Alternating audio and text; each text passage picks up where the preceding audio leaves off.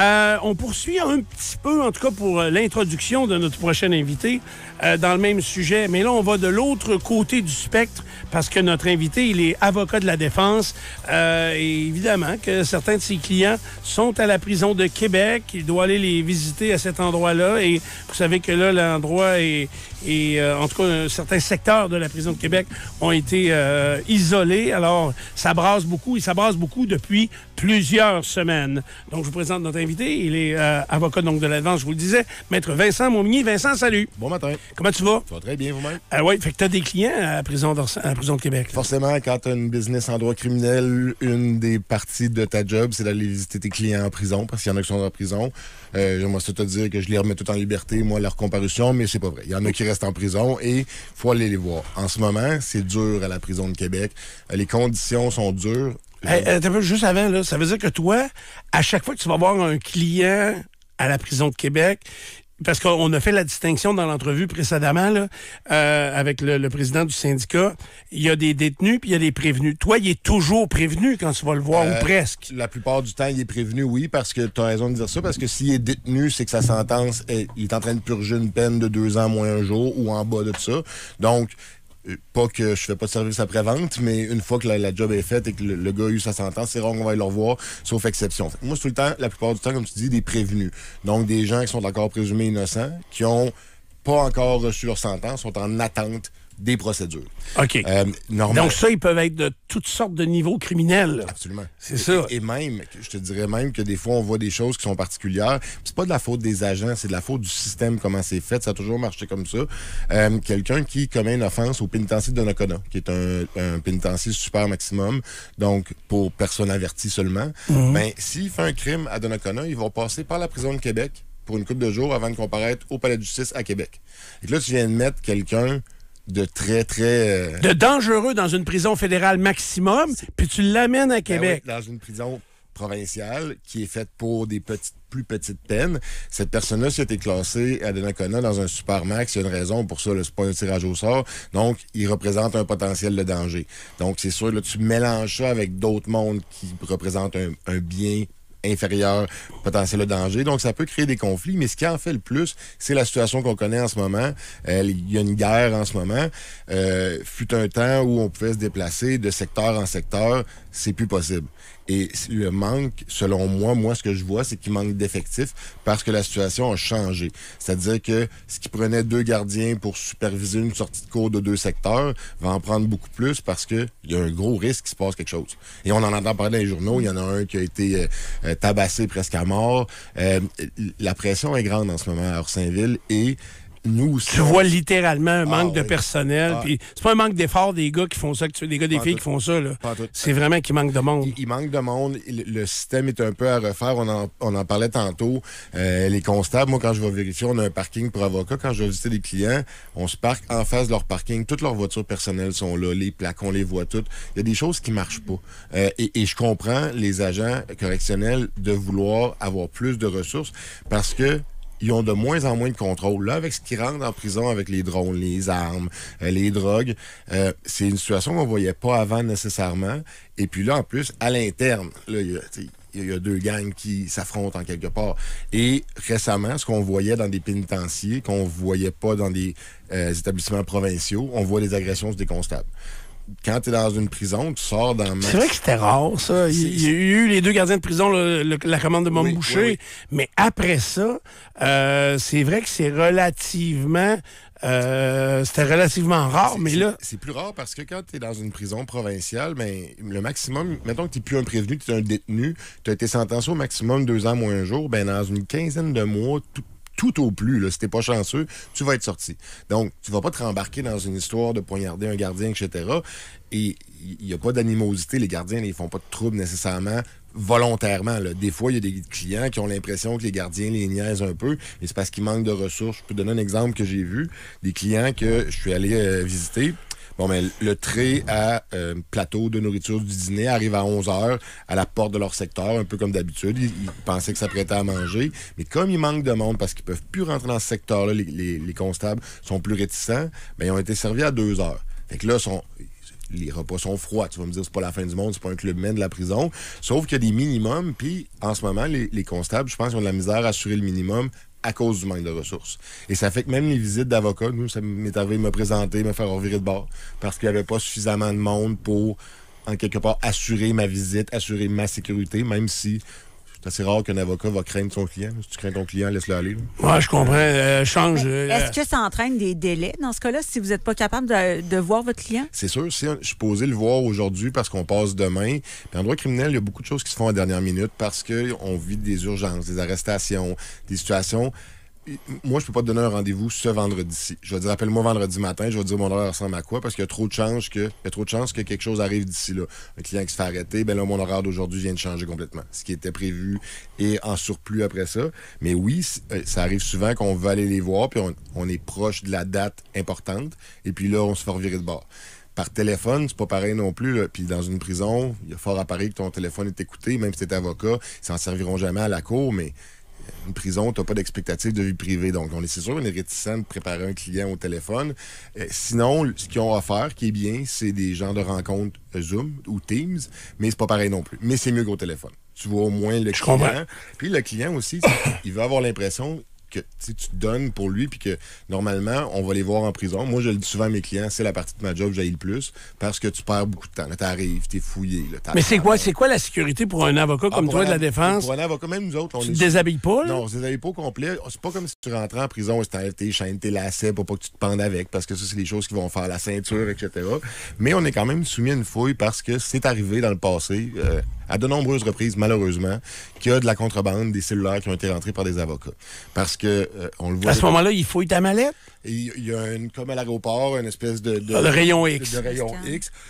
Dépendamment de c'est quoi ta réputation aussi. Moi, je me fais plus fouiller avec le bâton. Les agents, ils le savent. Moi, je veux dire, je passe jamais de message, je rentre jamais rien, je fais mes affaires. Il y en a d'autres qui sont moins fiables un petit peu, sont plus fouillés. Mais tu es soumis à une fouille parce que de plus en plus, et moi, je le vois là, dans ma pratique au jour le jour, il y a des cellulaires pas à peu près en prison. Ben c'est ça. Si tu n'as pas, t'es un épais, là. T'es pas riche. OK. Mais si moi, je suis ton client, je te dis, là, écoute-moi bien, Vincent, là, Chris, tu viens me voir cette semaine, puis tu m'emmènes un cellulaire. Tu fais quoi de moi? T'envoyer gentiment promener, là. Tu vas trouver un autre avocat. Tu vas trouver un autre avocat. Moi, je fais pas ça, trouve-en un autre. Mais ces cellulaires-là, ils rentrent, et à la grosseur des cellulaires maintenant, là, je veux dire, un iPhone, là, il n'y a pas 56 places que tu peux... L'insérer, oui, le mettre. Alors, clairement, il y a de l'aide extérieure. Parce que je veux dire, tu peux pas... Un iPhone... Ça rentre pas. Ça rentre pas. C'est clair. Okay. Peu importe. Et donc, on présume que c'est soit les avocats, soit les... Parce que les conjoints, quand ils visitent leurs proches qui sont détenus, eux ont une grosse fouille. Parce que ça serait ça le plus facile. Même quelque chose, j'ai déjà vu dans la bouche, un échange d'une substance dans la bouche de la fille qui le donne au gars, une petite boulette bien écrasée. Là. Je comprends. Donc, c'est pas par eux autres que ça rentre. OK. Fait que toi, là, tu te fais, vérifier. Et là, tu rentres dans ta rencontre avec le prévenu. Vous êtes quoi, face à face dans une salle où il y a une vitre? Parce que là, moi, j'ai vu ça juste dans des séries à la télé. Ouais, indéfendable. Ouais. C'est ça. Et ça, je trouve ça assez difficile à regarder là, parce que c'est pas comme la réalité. Ça ressemble pas du tout à ton quotidien? Écoute, c'est un peu comme une infirmière qui écouterait Stats. Elle trouverait que l'hôpital marche fort là, dans Stats. Il appelle, il arrive, tout le monde est là, il y a des ressources pour tout le monde. Ben, dans Indéfendable, c'est un show, ça ressemble un peu. Sauf que moi, j'écoute pas ça, ça me rend fâché. J'étais dans mon salon, je dis objection, je peux pas dire ça. Puis je finis par me lever dans mon salon et dire c'est de la merde, votre affaire. Tant qu'à me fâcher, je l'écoute pas. Mais oui, ce qu'on voit souvent, c'est une vitre entre les deux. Ça, c'est une visite régulière. Moi, personnellement, comme je dis, si j'ai un problème avec un client, ça sera plus mon client. Fait que j'ai aucune crainte. Pourquoi que ça, j'y rencontre dans un autre local avec des chaises qui sont clouées par terre et une table qui est boltée par terre aussi, sur des bancs de métal. Là, c'est vraiment... il n'y a pas beaucoup de confort, mais là, tu es plus proche, puis tu peux parler parce que... Puis il n'y a pas de gardien dans le local avec vous autres? Il y a une caméra qui est là pour... justement, voir qu'on ne rentrerait pas quelque chose ou, par exemple, notre sécurité. Mais c'est bien rare, justement, que, tu sais, nos clients, il y en a que tu développes des relations d'amitié avec eux autres, tu ne les vois peut-être pas à l'extérieur, mais tu le vois qu'ils font pas de trouble en dedans, qu'ils font leurs petites affaires. Des clients qui sont fait arrêter souvent, qui ont purgé des peines souvent, pour les gardiens, vous leur demanderez, c'est les meilleurs détenus. C'est-à-dire qu'eux autres, ils veulent faire du bon temps. Ils veulent faire leur temps, puis pas se faire chier avec le reste. Donc, eux autres, la plupart, ceux qui sont plus à risque, d'abord, il y a des problèmes de santé mentale en prison comme il y en a dans la société, mélangé avec des problèmes de drogue également. Il y a autant, sinon plus de drogue en prison qu'il y en a dans la rue aussi. Tu mélanges tout ça ensemble. Ceux qui sont le plus dangereux, je te dirais, c'est les plus jeunes. Parce que d'autres, ils pensent pas à ce qu'ils vont faire, ils pensent pas aux conséquences non plus, puis ils veulent se faire un nom. C'est pas 56 façons de se faire un nom dans le milieu, c'est faut que tu fasses quelque chose de extravagant, un wow. Un drôle de wow, là, mais c'est pour ça qu'il y a un constable qui a été agressé. Et je présume que les constables correctionnels, une des raisons qu'ils veulent plus justement s'aventurer dans un secteur sans être un nombre supérieur de constables qu'avant, c'est qu'ils ont peur qu'il arrive de quoi. Puis, je veux dire, c'est une job. Il n'y a personne ici qui veut mourir pour sa job. Non, c'est ça. Ou te faire percer pour ta job, etc. Donc, tu sais, c'est pas de la faute à personne, sauf un très petit groupe de détenus qui, eux, parce qu'il y a eu une émeute encore en fin de semaine passée, qui font du trouble parce qu'ils essaient de peut-être se positionner dans l'échiquier du crime ou peu importe. Mais c'est sûr que ça crée des problèmes et ça en crée aux familles. Mais ça me confirme, Vincent, puis avec l'entretien qu'on a eu il y a de cela un peu plus d'une demi-heure avec le président du syndicat des agents correctionnels que les détenus ont quand même beaucoup trop de droits, de liberté. Tu me dis, c'est full de drogue, full de cellulaires, sont dangereux, puis ces agents correctionnels qui ont peur. Chris, la chaîne vire à l'envers. Ouais, je comprends ton sens. Tu dis trop de droits, je dirais peut-être pas trop. Il y a un standard qui t'a respecté, nombre d'heures de cours, nombre d'heures dans ta cellule. Là, le problème, c'est beaucoup qui restent dans leur cellule trop longtemps. C'est-à-dire que tu peux demander à avoir de la protection, donc tu es dans ta cellule 23 heures sur 24. C'est ça que ça coûte d'être en sécurité en prison, c'est que tu sors juste 1 heure par jour. Sinon, tu es dans la population générale une bonne partie de ta journée, tu as accès à la cour.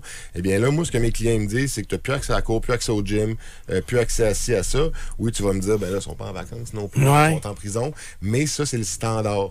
Je te dirais, aux États-Unis, les gyms sont épouvantables, sont aussi bons qu'une équipe de la UCLA. Ils n'ont pas trop de droits. Ils ont les droits qu'on donne normalement à des détenus qui sont incarcérés. Je te dirais qu'au fédéral, il y a beaucoup plus de permissions. Tu parlais de droits, il y a plus de permissions. Ils ont le droit à une TV dans leur cellule. Parce que là, c'est une longue peine. Mais en même temps, quand tu donnes un certain confort aux détenus, ben, tu les laisses dans un état de contentement. Je veux dire, s'ils manquent de tout, ils n'ont pas de TV, pas d'accès aux douches, pas d'accès à leur famille, tu causes en même temps de l'insatisfaction. Puis là, de l'agressivité. Puis à un moment donné, moi, ce que j'ai vu de des clients qui sont des super bons détenus, tu sais, que même mes clients me disent « Ah ouais, on va t'amener voir monsieur untel, zéro problème, il t'attend déjà. » Je veux dire, c'est des pros, eux autres. Et c'est souvent qu'eux autres, tu vas créer des liens. Bien... si tu vas pour aller les voir, puis il y a un problème de visite ou de quoi que ce soit, bien là, c'est sûr que ça tombe sur toi. Là, ça tombe parce que moi, je suis pas venu ou j'ai pas fait les efforts pour venir, etc. Mais ce qu'on voit aussi, c'est, ce que j'ai vu récemment, c'est privation des visites de famille. Tu sais, t'as beau avoir fait quelque chose de mal dans ta vie, là, tu as quand même des enfants et tu veux quand même les voir. Et à Noël, je sais que ça a beaucoup accroché. Il manquait de staff, le monde est en vacances, c'est normal aussi. Les constables aussi veulent voir leur famille.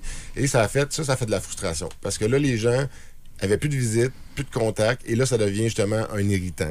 Puis c'est là que quelqu'un qui fait pas de trouble va commencer à faire des mémos, puis dire, ben écoute, j'aimerais ça moi aussi avoir ce que j'ai droit d'avoir. Alors, oui, mais les droits qu'on les a, comme tu dis actuellement, ils ont moins accès à la cour extérieure, au gym et à la vie commune. C'est pour les protéger d'eux autres, de gangs à l'intérieur des détenus. Ouais. C'est pas les gardiens qui vont les agresser. Non. Alors, moi, quand je dis, ouvrez-les le gym, envoyez-les au gym, puis quand ils vont avoir arrêté de s'entretuer, ben là... ce qui arrivera, puis après ça... Ben là, c'est parce qu'à un moment donné, tu sais, je veux dire, c'est comme si on respectait leur affiliation à un groupe criminalisé en disant, ben là, on n'enverra pas ces deux groupes-là, mais écoute, c'est... Tu as raison. Et même que quelque chose qui se faisait moins avant, que ça se faisait dans les pénitenciers, classer les détenus selon leur affiliation. Là, c'est rendu dans les prisons provinciales. Tu rentres... Ah ben, au provincial, ça faisait pas ça. Sauf exception, là. Je me rappelle avoir travaillé dans le procès Sharks à Montréal. Il y avait un tunnel là, pour passer de la prison au centre judiciaire à Gouin. Là, à un moment donné, il y avait eu certains problèmes à ce moment-là, mais normalement, tu rentres en prison, à part si t'as quelqu'un qui t'en veut, que tu aussi bien le dire, pas être ni son coloc de cellule, ni son voisin. Mais avant, il n'y avait pas d'autre. C'était pas d'antagoniste, c'était classé relativement à ton crime ou ton âge ou peu importe. Maintenant, la première affaire que tu te demandes, t'es de quel côté? Et ils te classeront pas dans un côté si tu dis l'autre parce qu'ils veulent pas être responsables s'il arrive quelque chose. Mais surtout, quand tu dis vous enverrez dans la cour, puis ils régleront leurs problèmes ensemble. Le danger de ça, c'est que si la marde pogne, c'est moi l'expression, puis là, il y a une émeute dans la prison, mais là, tu mets en danger les constables, justement. Parce que s'il arrive de quoi dans la cour et que ça dégénère, ben là les constables, il faut qu'ils interviennent. Ça leur tente pas d'intervenir dans une émeute, les constables? Fait que c'est pour ça aussi. Je comprends. C'est ça qui est rendu difficile. On va pas construire une prison pour une gang, une prison pour une autre gang non plus. Puis la gang qu'on oublie, là, puis je sais que tu as déjà représenté, je sais pas, je vais prendre un exemple là, comme ça. Mettons quelqu'un qui est arrêté pour faculté affaiblie ayant causé la mort, ça va être de la détention automatique. Il va devenir prévenu automatique. Mais lui, tu sais, du jour au lendemain, c'était un kidam qui avait peut-être un gros problème d'alcool, whatever. Mais donc, lui, il était dans aucune gang de tout ça, mais un problème d'alcool, puis là, il a tué du monde, fait qu'il se ramasse là. Il se met où, lui, à travers... Lui, seul, sa gang. Là. Lui, c'est-à-dire qu'il n'y a pas d'affiliation. Lui, il va pas au gym, lui. Pas autant que les autres, un peu moins que les... C'est pas lui qui spot les autres, en tout cas. OK. C'est sûr que si t'as pas d'affiliation, ils vont te classer un peu n'importe où. Mais tu te fais écœurer? Ou recruter. Ben, voilà, très bon. C'est un peu des deux. Le danger d'un citoyen qui se ramasse en prison, les facultés affaiblissent, des crimes de trafic, c'est des gens qui trafiquent des stupéfiants depuis longtemps. Je veux dire, c'est pas leur première fois, ça fait longtemps qu'ils font ça, c'est un mode de vie. Bon, mais quelqu'un qui a fait une faculté affaiblie causant la mort, c'est pas quelqu'un qui est criminalisé avant ça. Il s'est pas levé un matin pour dire je vais aller tuer 4 personnes. C'est arrivé. Vraiment mauvais jugement, mauvais choix, et c'est arrivé. Ben, lui, quand il arrive en prison, il est tout seul à sa gang, il n'est pas habitué à ce milieu-là, il n'y a aucun « Hey, tu sais, mon chum, comment ça va? » Il y en a, là, je veux dire, c'est comme une colonie de vacances. Il arrive là-bas, il dit « Salut à tout le monde. » C'est un peu comme arriver à ton condo que tu loues à chaque année, à telle période. T'as un collier avec des fleurs. Il arrive au camping. Exactement, il arrive au camping. « Hey, yes, mon chum est là aujourd'hui. » Bon, mais lui, il n'a pas cet avantage-là d'avoir du monde, puis assurément, il va vouloir se coller à quelqu'un, puis comme disait justement, vous disiez, ben le danger, c'est qu'il se fasse comme recruter. Comme il est tout seul de sa gang, ben ça se peut qu'il se fasse dire... Ben, pour sa protection. On va te sacrer patience, mais tu vas aller faire telle affaire. Mais ça n'arrivait pas avant dans les prisons. Ça arrivait dans les pénitenciers. Tu sais, des films là, où est-ce qu'on voit un jeune qui rentre au pénitencier, puis là, c'est son coloc de cellules, finalement, qui montre un peu comment ça fonctionne en disant « je vais m'occuper de toi », ben c'est réel. Là. La première journée dans le cours d'un pénitencier ou d'une prison pour un gars sans antécédents, etc., hey, t'es loin de chez ta mère, là. Et c'est un milieu que tu connais. T'as pas de fun. Hey, t'en as pas de fun pantoute, là. Puis je veux dire, tu vas être réticent de faire quoi que ce soit. T'as personne là, pour t'aider. Fait le réflexe naturel, ça va être comme dans la vie, comme à l'école. Je vais essayer de me trouver une gang, tu vas essayer de me trouver des amis. Puis c'est là que c'est dangereux. Puis d'être dans la bonne gang. Il y a des bonnes gangs en prison. Mais non, il y en a moins, non, mais tu sais, d'avoir le moins de répercussions possibles. Il y a moins de là. Ah non! Il y a moins de scouts un peu. Et c'est compliqué. Et c'est ça, moi, je l'ai eu de la part des gardiens qui me disent si on sait pas où mettre les gars. Puis il y a des fois du monde qui me dit ils sont telle affiliation, mais pas vraiment. Puis il arrive quelque chose. Fait que c'est un milieu qui, en ce moment, est explosif. Considérant tout ce que tu nous dis, est-ce qu'il y a une quantité de drogue, de cellulaire et de drones qu'on laisse passer parce qu'on n'est pas si intéressé finalement à leur couper l'accès aux vivres parce que ça les garde tranquilles? Tu penses que ça serait pire s'il n'y avait rien, par exemple? Là? Ouais. S'il n'y avait pas quelque chose pour se changer les idées? Ben, honnêtement, je le sais pas, mais je doute vraiment fortement que les gardiens laissent passer des drones. Okay. Parce que tu sais pas ce qu'il y a dans le drone que tu laisserais passer. Y a-tu une mitraillette? Y a-tu un peu de pote que ça va calmer les gars, un petit peu comme tu dis, que là, ça va faire leur affaire? C'est que le phénomène des drones est rendu vraiment omniprésent. C'était exceptionnel avant. Vous vous rappelez quand l'hélicoptère s'est sauvé de la prison? Les gars de Écrevisses. Là, dans l'excellent podcast qui va paraître le 10 février prochain, si on savait ce qu'on ne sait pas, il y a un épisode sur ces... Oui, parce que Pierre Sanson était l'enquêteur au dossier et il était dans l'ascenseur quand ils sont montés à l'appartement à Montréal pour fendre la porte et arrêter les 3 individus. J'en sais un peu, moi aussi, on s'en reparlera sur ces affaires-là, des choses qui sont pas nécessairement à court. Mais bon, quand c'est arrivé cette affaire-là, ils devaient resserrer les mesures pour plus que ça arrive, là, parce que c'était vraiment un message que les autorités carcérales sont pas capables de gérer leurs détenus. C'est des détenus bien particuliers, eux autres, là, puis qui avaient des moyens financiers au-delà de ce qu'on retrouve. J'ai jamais compris pourquoi ils ont arrêté à Montréal une fois qu'ils étaient partis puis ils sont restés là. Ouais, surtout, il y aurait eu du lousse pour partir. Ils sont enfermés d'un appart puis ils sont mis à prendre de l'alcool. Justement, puis ils sont partis là-bas. Donc, ils devaient à Orsainville avoir beaucoup de changements. On n'est pas sûr que ça s'est fait. Moi, j'en ai jamais vu vraiment des changements. S'il y en avait eu, il y aurait moins de drones. Mais à air ouverte, on passe des fois devant le 500 rue de la Faune. C'est qu'il y a toute terre ouverte. Fait que c'est vraiment difficile de tout surveiller. Et des drones, ce que j'ai eu comme information, il y en a à peu près 3 par semaine minimum. Okay. Donc, et ça, c'est ceux qui pognent. Parce qu'il y en a qui, nécessairement, c'est un peu comme quelqu'un qui conduit en boisson. Il y en a 5 qui conduisent en boisson. Tu vas peut-être en pogner 1 ou 2. Tu joues les odds, en quelque part. Donc, c'est clair que c'est une bonne question. Est-ce qu'on devrait leur laisser? Parce qu'il y a beaucoup de... Tu parlais de droits tantôt, de droits qui ont diminué aussi parce que la société est rendue là. Exemple, fumer. Tu sais, avant, on fumait dans les bars, on fumait dans les restaurants. Il y avait une toute petite vitre qui nous séparait de la section non-fumeurs. Comme si ça changeait quelque chose, que la boucane ne s'en rendait pas par de sa petite vitre. Avant, tu pouvais fumer en prison. Puis c'était comme un petit luxe. Là, ils ont plus le droit de fumer. Fait que ça aussi, ça serait un... Tu sais, de remettre ça en vigueur, le droit de fumer dehors, pas dans ta cellule, dehors, dans la cour. Ils peuvent même pas fumer dans la cour? Pas de tabac. Le tabac est rendu une contrebande maintenant. Ce qui était avant vendu à la cantine est rendu une petite poche de tabac que tu te roules toi-même, que tu fumes. Parce que, je veux dire, une prison, c'est gros. Mais ça aurait pu être une solution aussi pour calmer le jeu un petit peu. Ou de... Faire un petit fumoir. Là. J'ai vu ça dans un aéroport. Là. Il y avait, en plein milieu d'un aéroport complètement couvert, il y avait un espace où il n'y avait pas de toit, un petit rectangle, là, grand comme le studio ici, où les employés pouvaient aller fumer pour pas sortir de la sécurité. Puis ça sent la République dominicaine, cette place-là. Je ne sais pas, je me souviens pas où. Je m'en souviens même pas, c'est où, sérieux. En fait, moi, je suis un fumeur, fait que j'apprécie les derniers aéroports qui ont encore des fumoirs, parce qu'il n'y en a presque plus. Là. La République dominicaine, d'habitude, ils ont des fumoirs. OK. Fait qu'on voit qu'on n'est pas à l'aube d'une solution et d'un règlement dans tout ça, mais quand même, au moins, on est un petit peu plus sensible aux problèmes réels. D'autres problèmes réels aussi, où on pense que c'est beaucoup plus simple de contourner la loi, c'est la consommation de cannabis et la conduite automobile, parce qu'il n'y a pas beaucoup d'unités de mesure ou de façon de mesurer. Tu sais, l'alcool, on sait très bien qu'avec précision, on est capable d'évaluer les taux d'alcool autant par prise de sang que par échantillon d'haleine. Mais au niveau du cannabis, on en est rendu où, là? Ben, en fait, ça fait un petit bout de temps que je voulais en parler de ça parce que c'est pas tout le monde qui le savent. Le législateur, quand il a légalisé le pot, c'est devenu un produit légal. Donc, il fallait qu'il formate ou du moins qu'il balise l'utilisation du pot avec la conduite d'un véhicule. Et j'ai beaucoup de gens qui disent et je lisais des blogs qui disaient non, tu peux pas conduire ton véhicule si tu as fumé du pot. En fait, si tu as entre 2 et 5 nanogrammes de THC, si tu me demandes à quoi ça ressemble un nanogramme, j'en ai aucune idée. C'est beaucoup plus petit qu'un gramme. Si c'est un nanogramme, ben, t'es correct pour conduire. Bon, mais ça se vend pas en 2 ou 5 nanogrammes. Ça, c'est à l'intérieur de toi une fois que tu l'as assimilé. Ils ont même fait une combinaison d'alcool et de cannabis, qui est légal. Là, t'es plus à 0.8, t'es à 0.5, avec moins de 2.5 nanogrammes. Fait que si quelqu'un sait que dans son corps, il y a 2,5 nanogrammes de pot, il pourrait boire de l'alcool jusqu'à 0.5 et il serait borderline. Il serait théoriquement correct, parce que là, ils ont descendu le 0.8 à 0.5 parce que là, tu rajoutes une autre substance. Fait que ça fait du sens aussi. Leurs articles font du sens, sauf que le problème, c'est comment tu fais pour savoir... Ça se mesure pas. Ça se mesure pas.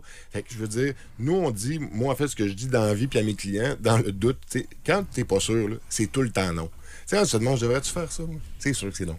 Ou je devrais-tu y dire? C'est sûr que je devrais y dire. On a souvent notre propre réflexe. On serait posé la question, c'est y répondre. Et une autre chose que j'ai trouvée vraiment intéressante, c'est en bas de 5 nanogrammes de GHB dans ton sang, c'est pas compté comme faculté affaiblie parce que ton corps en produit du GHB naturellement. Donc, avant, dès qu'il y avait une présence, t'es accusé de faculté affaiblie par la drogue. Maintenant, ils laissent un petit lousse parce qu'ils ont réalisé que c'est une substance qui est produite d'office par le corps humain. Là, avec, ça va être des petites concentrations. Tu n'auras pas ça à tout casser. Et ce qui manque, selon moi, là, ce serait une façon plus efficace de calculer, et pour le conducteur et pour le policier, le taux de THC que tu as dans le sang. Une espèce de petite chose, pH... Mais ça marche-tu? Non, c'est ça. Tu le disais tantôt, la machine qu'ils utilisent pour les facultés affaiblies, c'est reconnu depuis longtemps. Il y a une présomption. C'est des machines qui fonctionnent quand elles sont bien opérées, etc. Parce que ça te donne un résultat d'alcool par 100 ml de sang. Et on ne prend pas 100 ml de sang. On présume que ça aurait été le même résultat parce que la machine est fonctionnelle. Donc, il y a une présomption. Pour les tests de cannabis et de drogue, c'est sûr que si tu as tous les symptômes du monde puis tu sens pas l'alcool, peut-être un petit quelque chose. Ou t'es un peu spécial. Donc, ce qu'ils vont faire, la plupart du temps, c'est des tests symptomatiques. Donc, tiens-toi sur une jambe, marche sur une ligne droite. Mais ça, moi, je l'ai déjà fait faire à des policiers en salle de cours. C'est bien difficile, ces tests-là, de les réussir. Ma moyen que c'est une jambe, si m'a tombé, un matin, mais bu du café, puis m'a tombé, c'est sûr. C'est ce qui est arrivé au policier. J'ai dit, tiens-toi sur une jambe, puis compte jusqu'à 30. Il a dit, je sais pas, je vais être capable. Nico, il vacille sur ses deux jambes. mais pour de vrai, c'est des tests qui sont difficiles à faire, puis en plus, t'es stressé, tu te fais arrêter, t'es sur le bord du chemin, t'as pas les conditions idéales. Là, après ça, t'es-tu obligé de les faire, les tests? Si tu le fais pas, ça va être un refus. C'est comme si tu refusais de souffler en machine. Okay. Les tests sur le bord de la route leur permettent de t'amener au poste pour faire des plus amples évaluations, dont une prise de sang aussi. Okay. Là, les tests, là, c'est beaucoup plus poussé. Là, quand t'es rendu au poste, les tests sont assez poussés pour dire qu'ils se trompent pas. Mais sur le bord de la rue, ça prendrait un petit quelque chose pour... Tu sais, un petit tampon avec du pH, parce que normalement, ceux qui fument du cannabis vont avoir la bouche sèche, vont avoir certains symptômes physionomiques. Mais d'après moi, ça serait ça la solution, puis que ça soit accessible, comme les petites machines qu'on souffle. C'est ça. Parce que, autant pour le conducteur que pour le policier. Parce que pour un conducteur avec les facultés affaiblies par le cannabis, de l'arrêter, de faire remorquer le véhicule, j'ai déjà donné l'exemple pour l'alcool, c'est un peu la même affaire, de l'amener au poste, d'avoir tout le mandat qu'il faut pour avoir une prise de sang. Bien souvent, entre le moment de l'arrestation et le moment où on aura pris la prise de sang pour mesurer s'il était en état d'ébriété, ça va être difficile de se servir de ça pour prouver qu'au moment de la conduite, il y avait ces mêmes niveaux-là. Tellement il y a un délai qui est long. Et puis en plus, c'est souvent l'avantage du client comme tel. Ouais. En plus, il y a des rétro-calculs que tu peux faire, mais là, t'embarques dans de quoi de vraiment pointu. Ce gars-là élimine le pot à combien de nanogrammes par heure, mettons, si tu veux faire un rétro-calcul. Est-ce qu'il y a plus de conducteurs... D'après toi, là, c'est pas scientifique, c'est pas analysé. Y a-t-il plus de conducteurs avec des facultés affaiblies par les drogues actuellement que par l'alcool? Je dirais plus par l'alcool, quoi qu'on voit par la clientèle puis les ventes de la SQDC, que c'est un petit peu plus monsieur, madame, tout le monde qu'on pensait. Ouais. Tu sais, SQDC, là, tu vois monsieur, madame, tout le monde. Stationne-toi en face, tu vas faire un saut. Un gros saut en plus, et c'est pas du tout... Là, il y en a peut-être plus qu'on pensait, mais c'est que l'alcool, c'est bien rare dans le cadre de ton travail. Tu vas dire, viens, on va aller au restaurant, on va fumer un joint, on va aller manger après. Tu seras pas même bon à ta productivité l'après-midi. Donc, c'est moins dans les mœurs. Et souvent, les facultés affaiblies, c'est pas une journée normale. C'est une journée, justement, il y a eu de quoi de spécial. Il y a eu le Super Bowl, il y a eu un dîner arrosé que t'avais pas prévu, etc. Donc, personnellement, moi, j'en vois plus... Puis j'en fais beaucoup, des facultés affaiblies par l'alcool, mais peut-être est-ce qu'il y en a qui sont chanceux de s'en sortir parce qu'ils ont réussi à se mettre sur une patte puis à compter à 30 avec la tête par en arrière. Ça dépend de ton équilibre, etc. Puis moi, le conseil que je donne, que ce soit pour l'alcool ou pour le pot, c'est, je vous disais tantôt, si t'es pas sûr, fais-le pas. Mais dès que tu ressens les effets de l'alcool, en théorie, tu punches la définition de faculté affaiblie. C'est-à-dire que t'es plus en faculté optimale, t'es en faculté affaiblie, donc t'es pas supposé conduire. Donc, dès que tu sens quelque chose, t'es plus supposé conduire. Puis même, tu peux être en faculté affaiblie en bas de 0.8 aussi. C'est ça. C'est rare que tu vas te faire accuser si t'es en bas de 0.8 parce que là, des PCP, une grosse côte à remonter parce que la limite légale, c'est 0.8. Donc, il faudrait qu'ils prouvent hors de tout doute que tu étais affecté par les effets d'alcool. Que tu n'étais pas en mesure de conduire adéquatement ton véhicule. Une petite personne, là, mettons, ma tante Lynn, là, qui boit seulement au party de Noël, là, puis qui prend 2 verres de vin, puis devient un peu niaiseuse, là, parce qu'elle pèse 100 livres. Ah oui, Lynn est terrible. Puis, on a toute une Lynn dans notre famille. Lynn là, niaiseuse. On l'attend. Fait que, tu sais, et ben Lynn, elle peut être en faculté affaiblie à 0.6, 0.7, parce qu'elle boit jamais, puis elle est vraiment pas grande. Puis, ben, elle est arrivée à pas manger. Fait que c'est dépendant d'une tonne de choses. Donc, vraiment, pour pas se casser la tête et éviter les risques, si tu sens l'effet de la drogue que tu as consommée, ben, ou de l'alcool que tu as consommé, tu prends pas ton char. Fait que, merci Vincent. Puis, je retiens que si vous êtes en prison, vous n'avez pas de cellulaire, appelez pas Maître Vincent Montmigny, il vous en apportera pas, là. Appelez-moi pas des gros cellulaires non plus que vous avez en prison. C'est déjà arrivé, ça? Ça arrive souvent. Ouais, c'est ça. Mais quoi, ils pensent pas ou... En fait, c'est normal. Je veux dire, c'est comme... Ça fait partie des mœurs. Comme je te dis, il y en a tellement des cellulaires en dedans. T'sais, moi, je suis réticent là, à répondre là, parce que je veux dire, je le sais qu'il est en dedans, ce client-là. Je sais clairement qu'il n'est pas supposé avoir le cellulaire. T'sais, tu te méfies un peu, jamais il se fait prendre avec son cellulaire. Puis que là, tu as texté les affaires. Fait que, ouais, mais même ça, là... T'es-tu obligé de le dénoncer? Non. Non, c'est ça, c'est l'avocat. T'es obligé de dénoncer quand quelqu'un... il va mettre la vie de quelqu'un en danger. Mettons qu'il me dirait, là, hey, mon coloc de mais il va lâcher le client avant. Ben. J'ai fini le documentaire là, de Ken et Barbie, je te l'ai compté, là. Ken et Barbie qui sont Paul Bernardo et L'avocat de Bernardo. il était pas capable de vivre avec la conscience des cassettes vidéo. Ouais. Fait qu'il a dit, je démissionne.